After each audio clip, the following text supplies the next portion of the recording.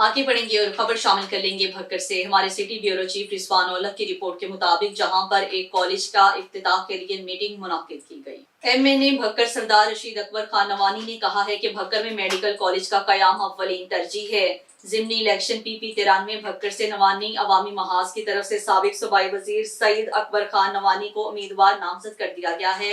Nawani house पर एक press conference करते हुए एमएनए सरदार रशीद अकबर खान नवानी, साबिक ज़लई नाजिम सरदार हमीद अकबर खान नवानी, साबिक ज़लई नाइब नाज़म राना आफ्ताब अहमद, आसिफ खान शहानी और शुएब रशीद खान नवानी ने मुश्तरका प्रेस कॉन्फ्रेंस की, जिसमें रशीद अकबर खान नवानी और हमीद अकबर खान नवानी ने कहा सईद अकबर खान नवानी का भक्कर की सियासत में अहम रोल है।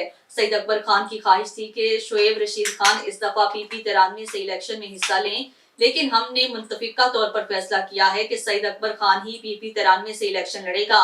भक्कर की सियासत सईद अकबर खान नवानी के बगैर अधूरी है। हमने इस दफा भक्कर में मेगा प्रोजेक्ट लाने का फैसला किया है। क्योंकि हुकूमत को कायम होने में अभी ज्यादा अरसा नहीं गुजरा, लेकिन हमने फिर भी वजीर आला मरियम नवाज शरीफ को 50 से 60 सड़कों के लिए प्रपोजल दी है। जैसे ही नया बजट आया उन पर काम शुरू हो जाएगा।